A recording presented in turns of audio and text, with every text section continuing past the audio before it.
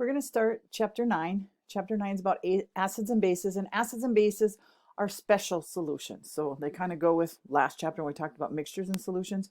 Now we're going to move on to special solutions, acids and bases. Okay, acids and bases are defined by what they do in water. Really, if you take 2 moles of water and break it down, you have the two components that make up acids and bases. If you look down here, we have the hydrogen ion, which they call like a proton, okay? Because it's just H plus, one proton. And then we have water, okay? And when you put them together, you get this guy. It's called the hydronium ion.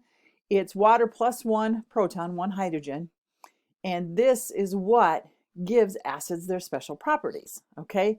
A guy by the name of Arrhenius, he's the one that came up with a definition. And what he said was anything that produces hydrogen ions. You can tell by looking at the formula if something is an acid. If hydrogen's listed first, it's an acid, okay? So the hydrogen ion always bonds to a water molecule to form hydronium.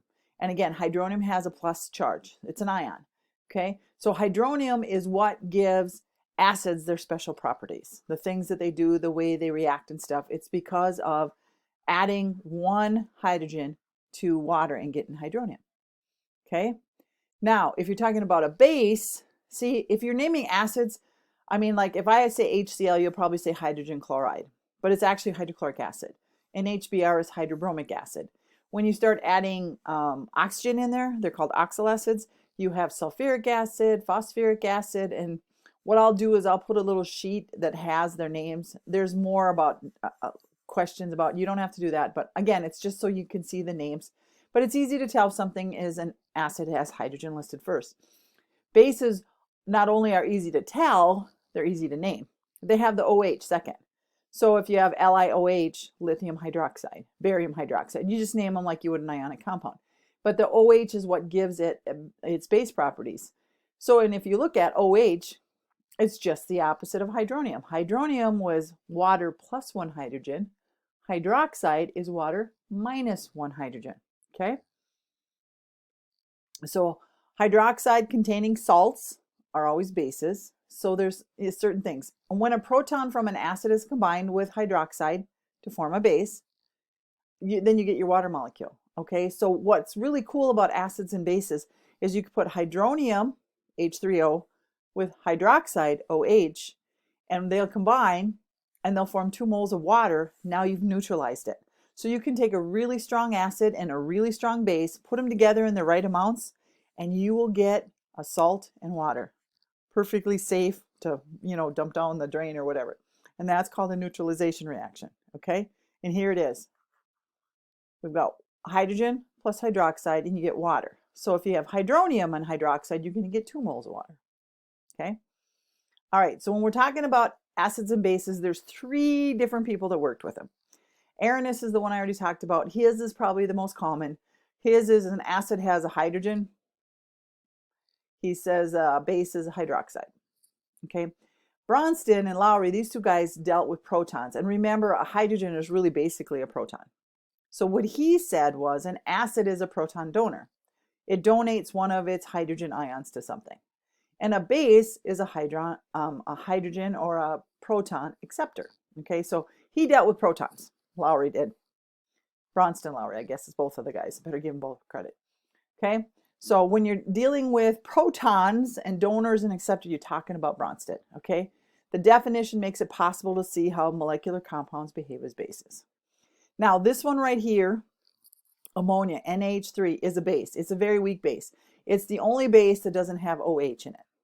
Okay, but it does donate protons. Okay, so anyway, this is the one base you'll see, NH3. It's called ammonia. It doesn't have hydroxide in it. Okay, but it's considered a base. It's not a strong base.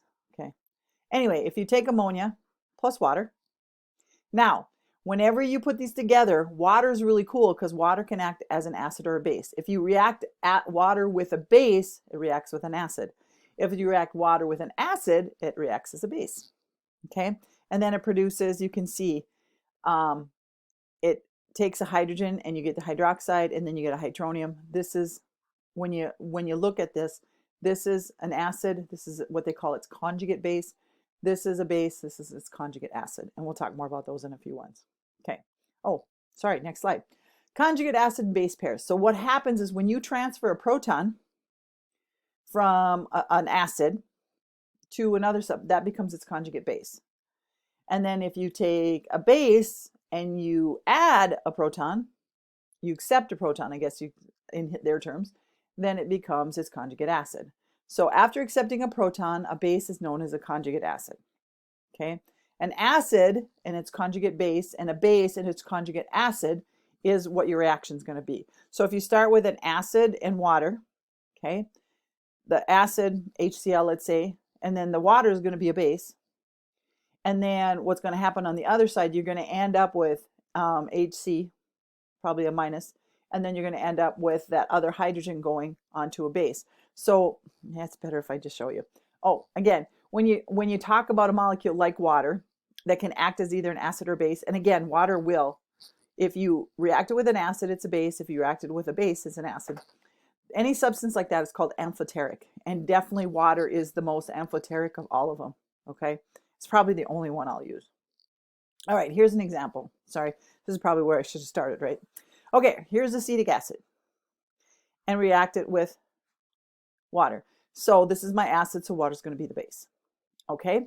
So then I take my water, and I take this hydrogen and add it to it, so I get this, okay? So now this becomes my conjugate acid, okay?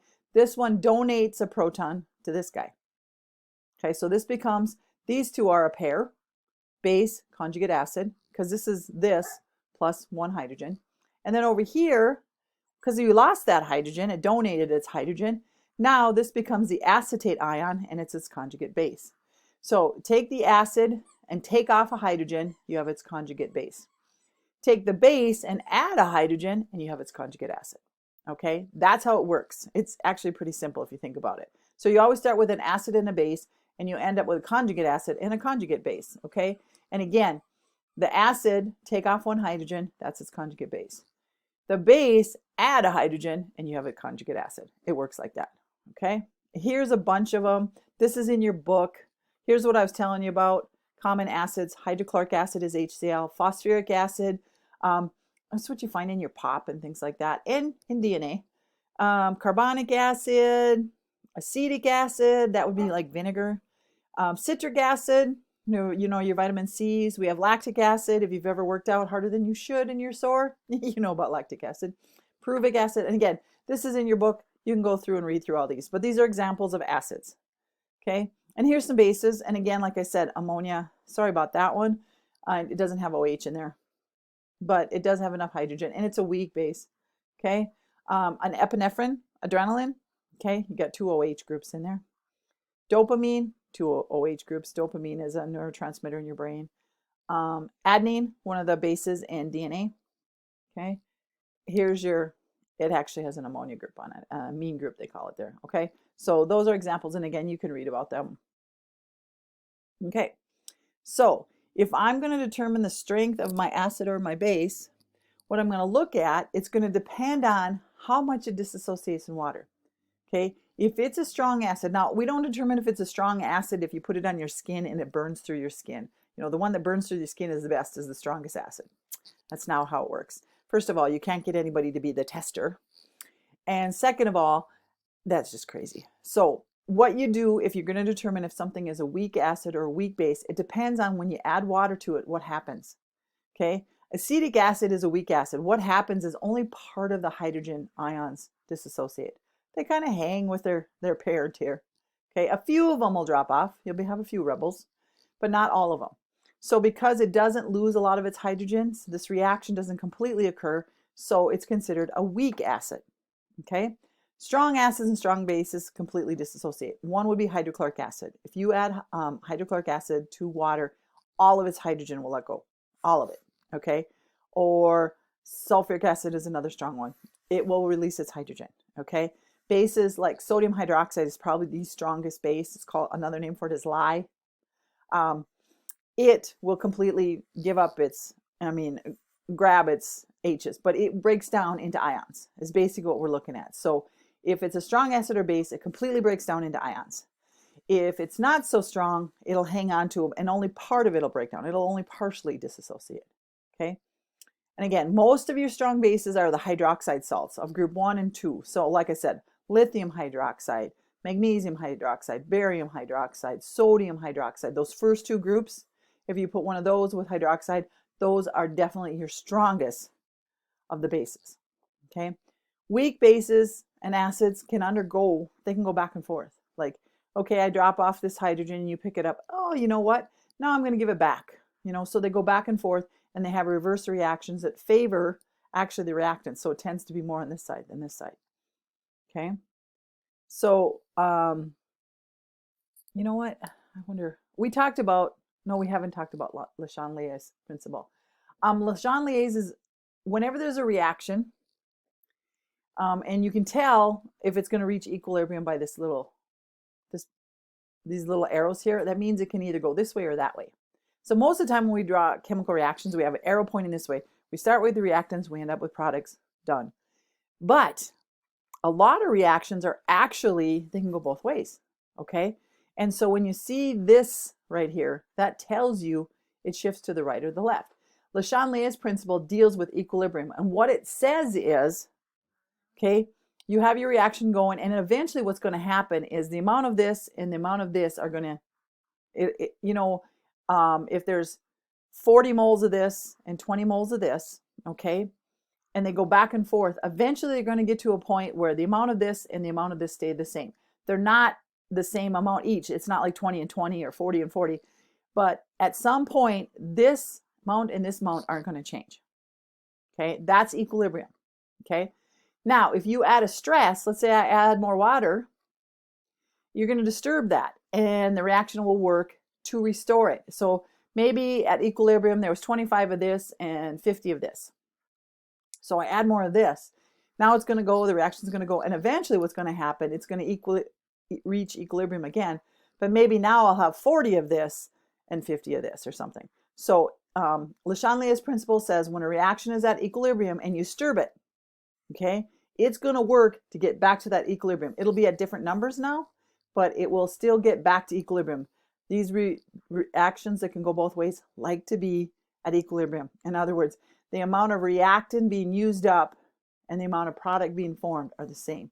And again, I do not mean the same amount, like it's not 20 and 20. What it means is if this reaches equilibrium at 40, it stays at 40.